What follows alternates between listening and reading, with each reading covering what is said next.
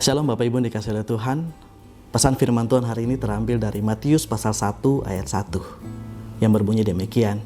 Inilah silsilah Yesus Kristus, anak Daud, anak Abraham. Dari firman Tuhan hari ini ada dua hal yang ingin saya bagikan kepada kita semua. Yang pertama, siapa Yesus Kristus? Dan yang kedua, janji Tuhan. Kita mulai dari yang pertama, siapa Yesus Kristus? Berdasarkan firman Tuhan pada saat ini, Matius memperkenalkan dia sebagai Kristus. Artinya dia adalah Mesias kalau dalam bahasa Ibrani-nya. Dia adalah yang dijanjikan, dia adalah yang dinanti-nantikan oleh orang Yahudi.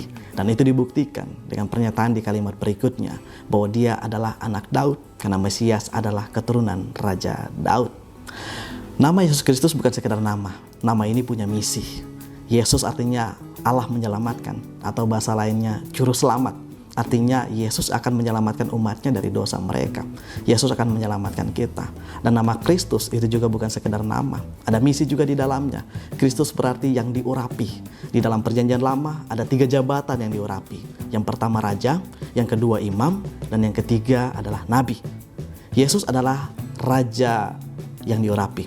Yesus adalah imam yang mengorbankan dirinya. Yesus adalah nabi yang menyampaikan firman Tuhan yang final dan sempurna. Melihat Yesus seperti ini, pribadi Yesus yang luar biasa ini, pertanyaannya bagi kita, bagaimana kita memperlakukan Yesus?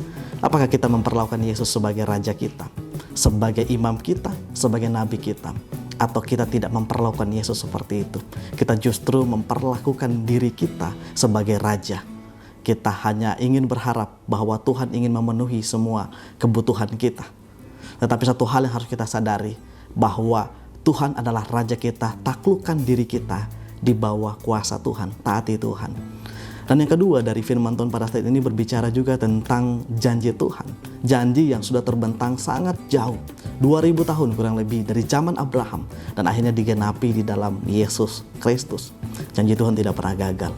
Sekalipun kalau kita melihat dalam kisah ini ada banyak kegagalan di dalam sana, orang-orangnya banyak yang gagal, tapi janji Tuhan tidak pernah berubah. Begitu juga dengan kita Bapak Ibu. Kita semua pernah gagal dalam hidup kita. Kita semua pernah menyakiti Tuhan. Tapi rencana Tuhan dalam hidup kita tidak pernah gagal. Saya percaya semua kita, pribadi kita lepas pribadi, Tuhan punya rencana yang indah dalam hidup kita, dan itu tidak akan pernah gagal. Pesan saya cuma satu, ayo kita selalu percaya kepada Tuhan, percaya pada janjinya kepada kita. Tuhan memberkati kita. Amin.